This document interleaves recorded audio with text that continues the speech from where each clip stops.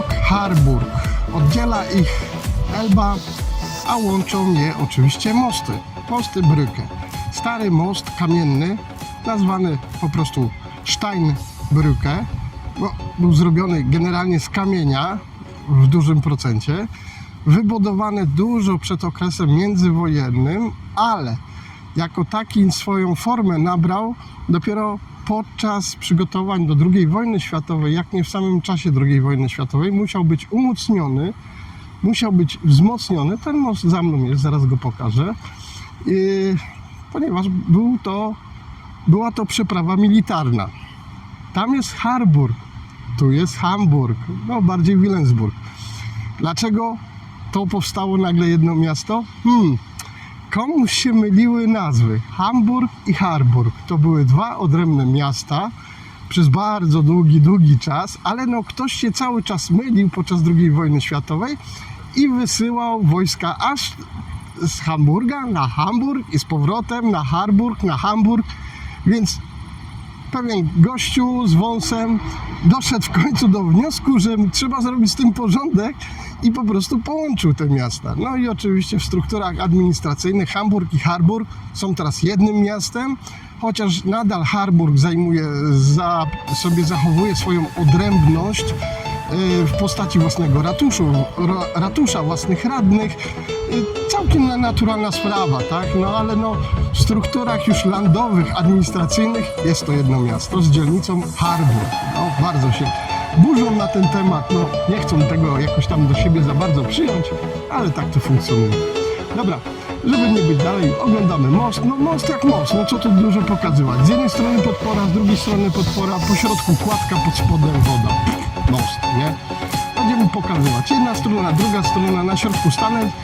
Nic nie powiem chyba mądrego, oprócz, że pokażę ładną Elbę i pojedziemy sobie w miejsce, w które bardzo rzadko ludzie odwiedzają, bo jest słabo turystyczne.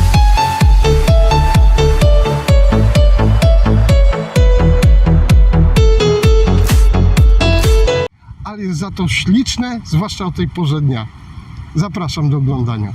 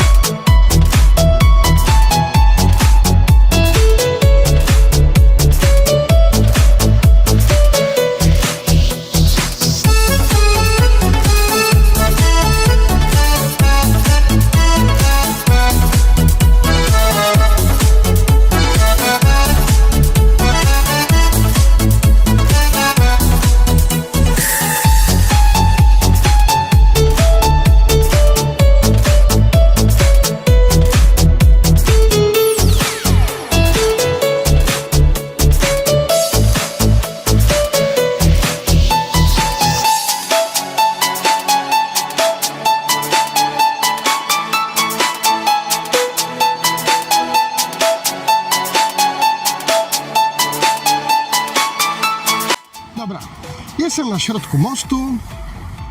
Środek mostu zazwyczaj był zwieńczony czymś takim, co się nazywało klucz. Klucz powodował to, że ten most się dopinał fizycznie z dwóch stron i się opierał właśnie na tym kluczu i powodowało to, że most się nie zawalał w dół, tak? Oczywiście tego teraz tu nie ma. Tu już zamieniono tą całą konstrukcję na metalowo-asfaltową. Metal. Ciekawsze jak był kamienny. Nie wiem, czy uda mi się wygrzebać zdjęcie jakieś jego.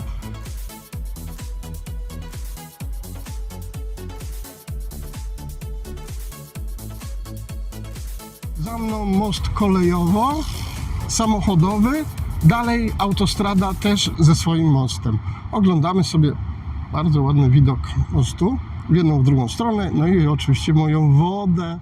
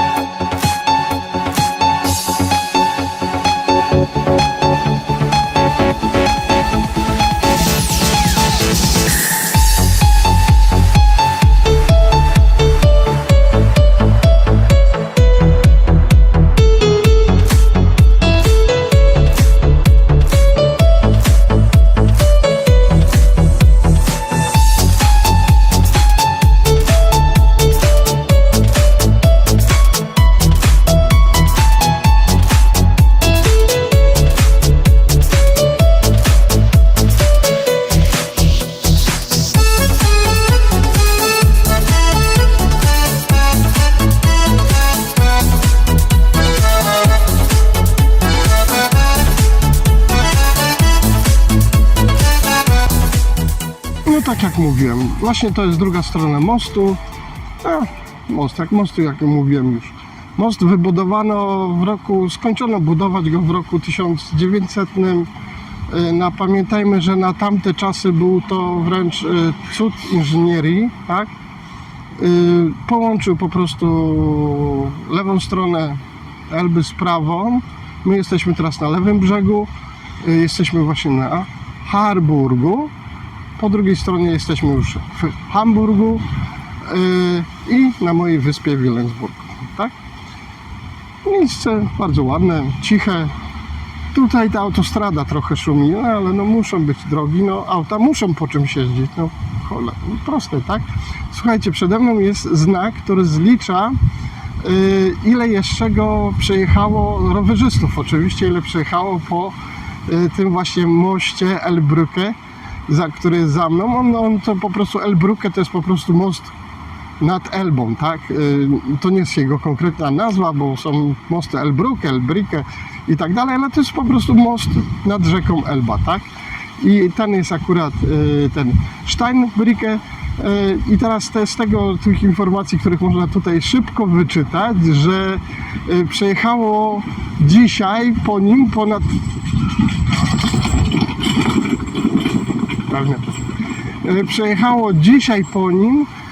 około 1700 rowerzystów, a w tym roku łączna waga, w roku 2025 waga osób, które przejechały, by wynosiła 79 800.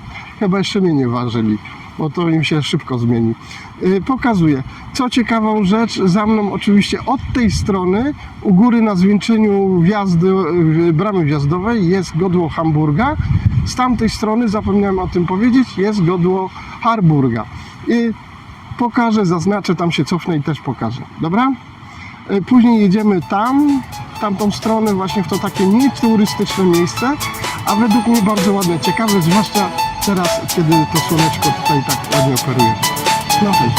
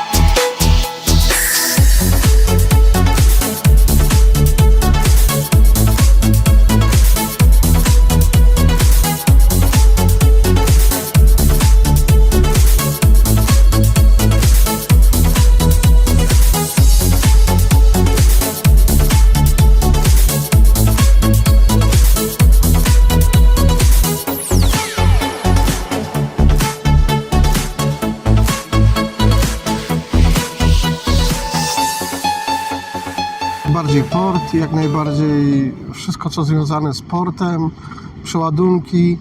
Jesteśmy na bardziej takim miejscu pokazowym, to znaczy mi się tu podoba, ale no większości ludzi na pewno by się tu nie spodobało z tego względu, że jest to strefa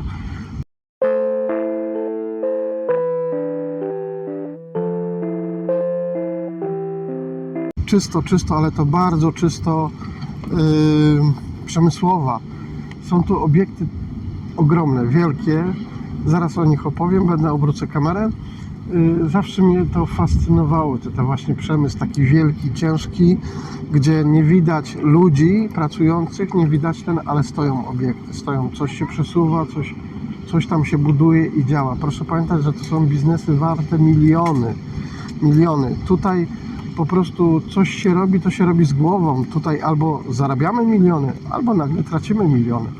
Więc tutaj nie ma miejsca na pomyłki na zasadzie zdawało mi się, nie wiedziałem, albo coś, albo tam. Nie. Tu wszystko musi być perfekt dopasowane do końca. Po prostu tak jest. Pokażę Wam, krótko opowiem. Tak jak mówiłem, jest to dla mnie ciekawe miejsce. Jest tu olbrzymia przestrzeń przede wszystkim. Jest tu olbrzymia przestrzeń, to co mnie od razu się podoba. Jest oczywiście to, co właśnie powiedzmy, zawsze mnie fascynowało w tych takich dużych obiektach przemysłowych. Są zagadkowe rzeczy, są mniej zagadkowe, ale no fajne miejsce. Bardzo mnie zdziwiło to, że są to obecne 2 radary zbliżeniowe albo pojemnościowo-ruchowe morskie radary. Czemu 2? Znam miejsca w Hamburgu bardziej zatłoczone, w których by się te radary przydały. Tam ich nie ma. Tu są. Nie wiem, na pewno są po coś. Może jest to związane też z lotnictwem. Podejrzewam, że może nie tyle co do obsługi portu to jest potrzebne, co do obsługi portu lotniczego. Tak mogłoby się zdawać, że ma sens, żeby tutaj w tym miejscu one były. Pokazuję.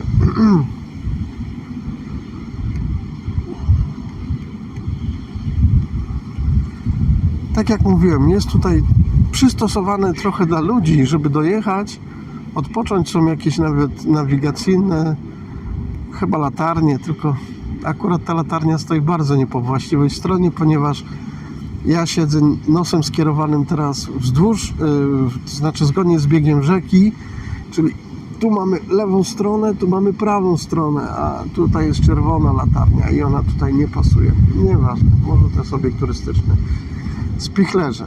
Tak, to są spichlerze zbożowe, przeogromne. Przejeżdżałem koło nich. Z tamtej strony jest to część jak najbardziej przemysłowa. Nagrywać tam nie chciałem z tego względu. Nie będę się po prostu ganiał ze strażą obiektu, żeby to wytłumaczyć, że chciałem tylko nagrać z ulicy.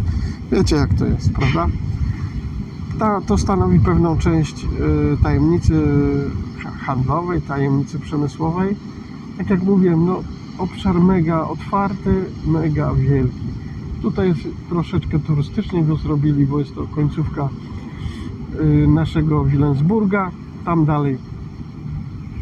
dalej jakby tą wodą popłynąć, to trafimy właśnie na mosty, na którym byliśmy, łączący Hamburg z Harburgiem.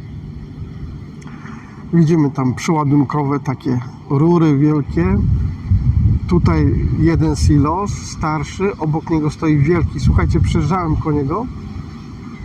Przybliżę za tym czerwonym budynkiem. Przybliżę go trochę.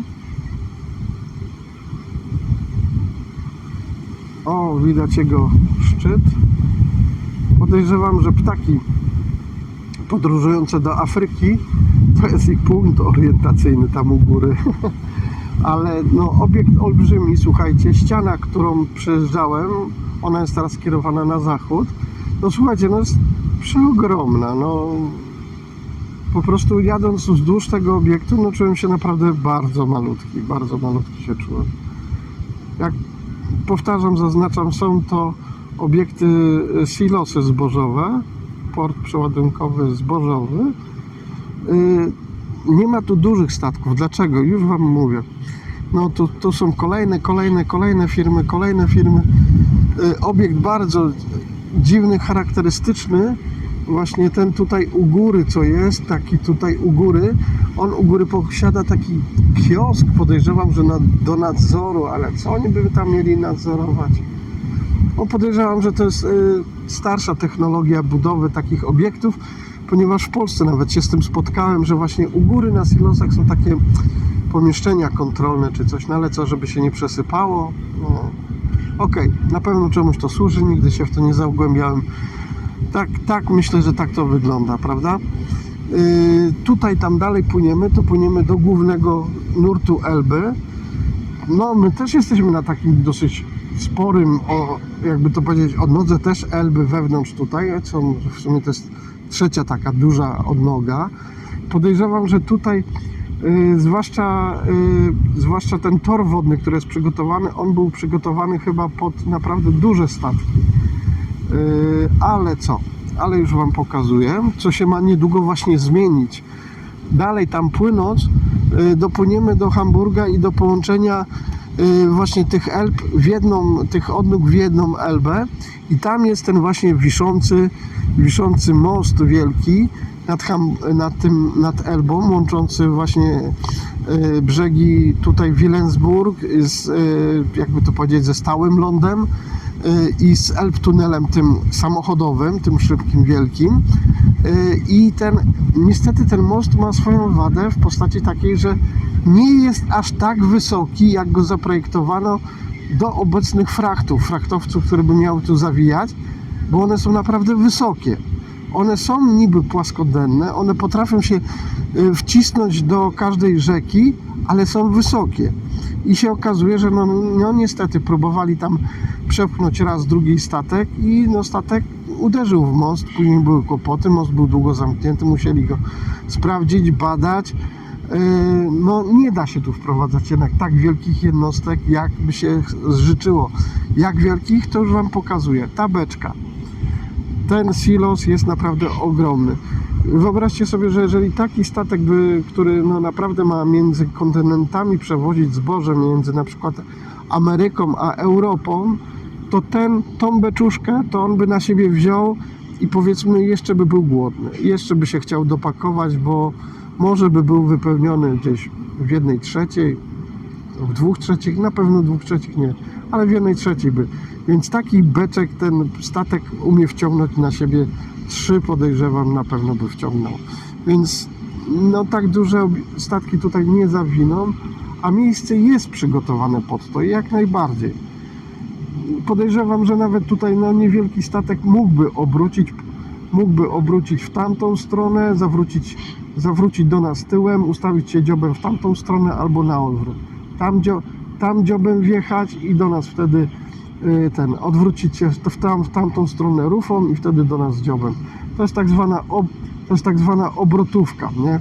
W portach jest to tak nazywane, że jest to miejsce, gdzie statki mogą się wymanewrować, nie? To by było tyle na temat tego miejsca. Dla mnie ciekawe, dlatego Wam pokazuję. Dokleję do tego materiału niespodziankę. Wręcz zachęcam, abyście obejrzeli to do końca. Ładny zachód słońca, tak jak mówiłem. Bardzo ciekawe miejsce będzie na zachód słońca.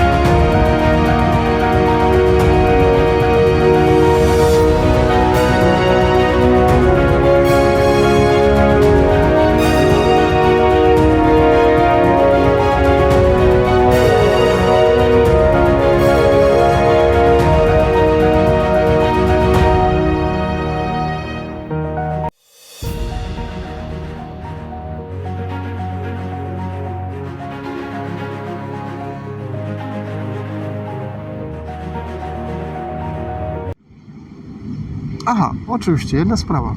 No, oczywiście znając moje szczęście, a pomarudzę trochę, co to.